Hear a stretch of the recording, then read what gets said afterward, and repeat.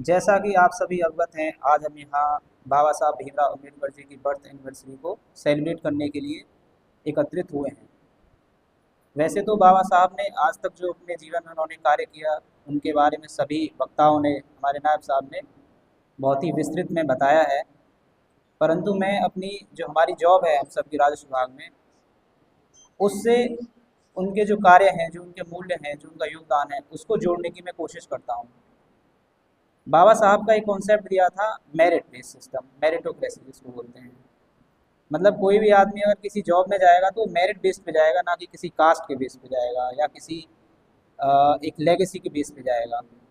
हम सभी हैं, हम सभी ने अपने अपने समय में एग्ज़ाम दिए, अपने अपने समय प्रमोशन के लिए एग्ज़ाम दिए, एक सिस्टमेटिक तरीके से सबके प्रमोशन हुए और आज हम यहाँ पे सेवा दे रहे हैं।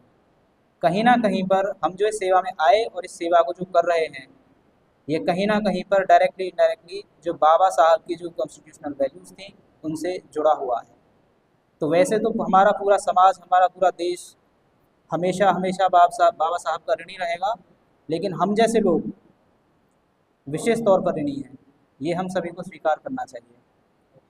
जिस सेवा में हम हैं, हम सबको एक चीज़ और थोड़ी सी देखनी होगी कि हम जिस सेवा में हैं, हम सभी को अपने आप को बहुत ही लकी, बहुत ही ब्लेस्ड समझना होगा, मानना होगा।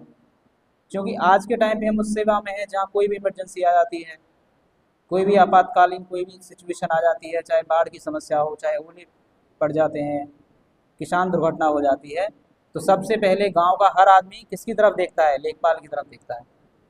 अब जैसे फसल कटाई का चल रहा है, सबसे पहले किसकी तरफ देखेगा? कोई दुर्घटना होगी तो फसल में कि लेखपाल साहब नहीं आए, क्योंकि उसको ये उम्मीद रहती है कि लेखपाल साहब आएंगे, एक अच्छी रिपोर्ट लगेगी उनकी तरफ से, हमारे जो नुकसान है उसका मुआयना करेंगे वो, और एक एस्टिमेट के आधार पर रिपोर्ट मिलेगी और सरकार हमें धनराशि उसके बदले मुहैया कराएगी।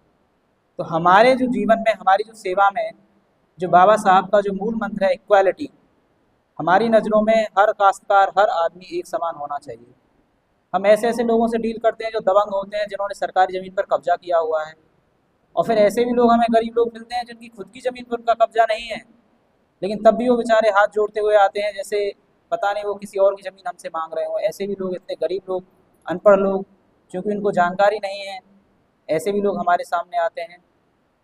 तो बाबा साहब के जो मूल मंत्र थे, उनको ध्यान में रखते हुए अगर हम अपनी सेवा देंगे, अपना कार्य करेंगे, तो मुझे लग रहा है हमारी इफ़िशियंसी, हम सभी की इफ़िशियंसी और बढ़ेगी, और समाज में जो हमारे लिए जो एक इज्जत है, जो हमारे लिए एक रिस्पेक्ट है, वो और बढ़ेगी।